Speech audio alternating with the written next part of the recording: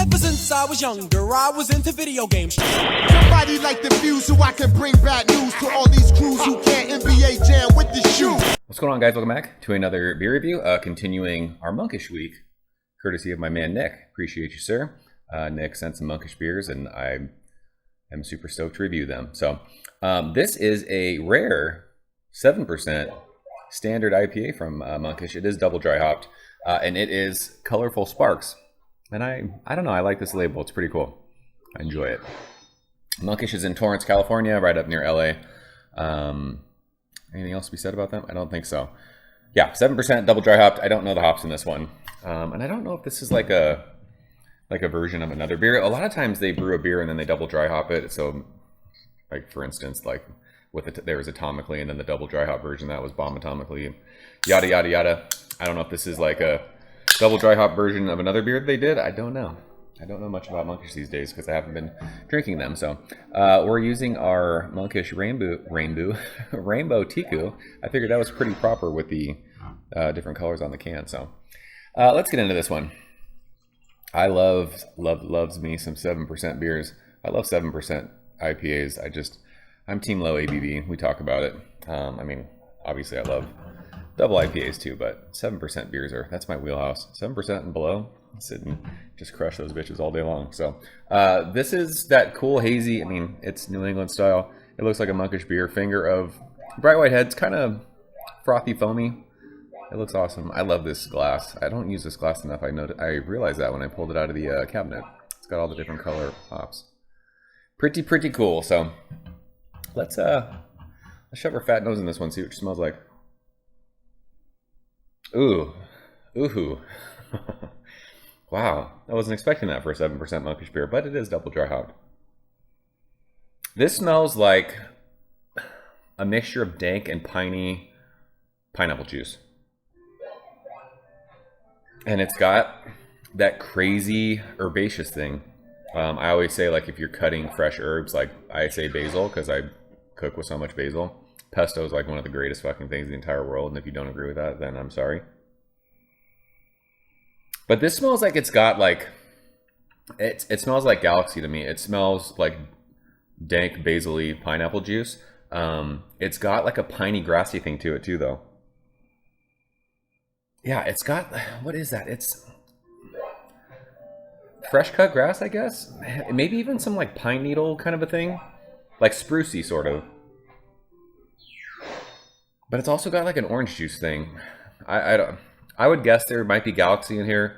I don't know if there's Citra. Citra gives off like that crazy intense orange thing to me. Who knows if it's that? I don't think they. Yeah, I don't know. It smells like juice. It's crazy. It smells like dank juice though. It's got that West Coast juice thing going. So let's go and taste it. Nick, cheers. Appreciate you, bro.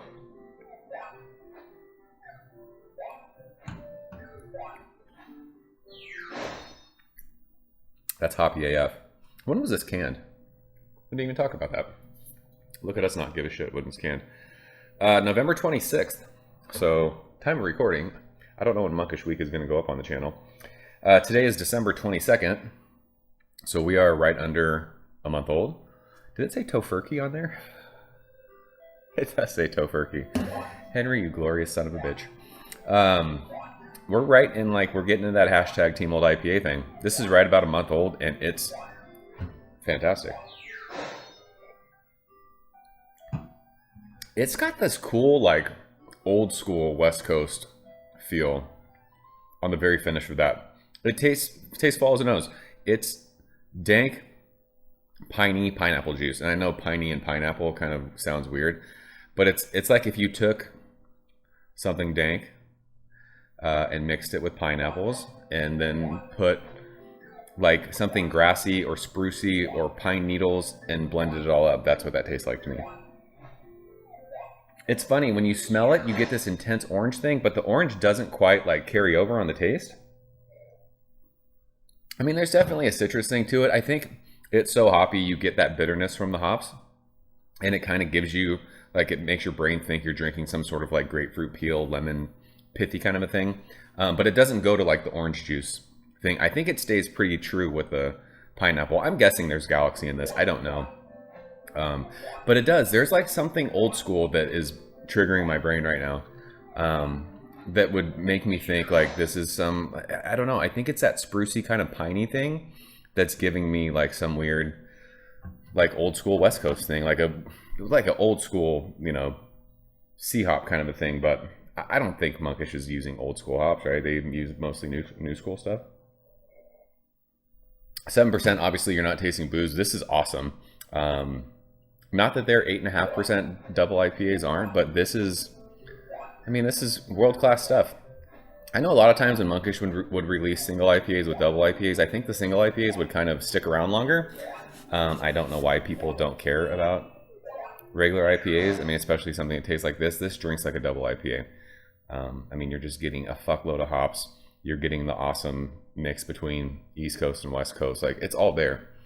If you gave this to someone blind and had said, "What are you drinking?" My guess would, people would say double IPA. It drinks like that, which isn't a bad thing because a lot of times with their 8 and 9% beers, we say they drink lower than that. This is cool because it's a lower ABV, but it's drinking up towards, it's tasting like that. So I think the double dry hop thing kind of does that. Yeah, I don't think there's much else to be said about that. Mouthfeel is creamy. Again, just a joy to drink. Monkish beers are, I mean, we always say it, the West Coast is the best coast, right? I mean, between them and Modern Times and everything else that's on the West Coast. I mean, if you want like super intense New England style beers and get that West Coast vibe, trade for these beers.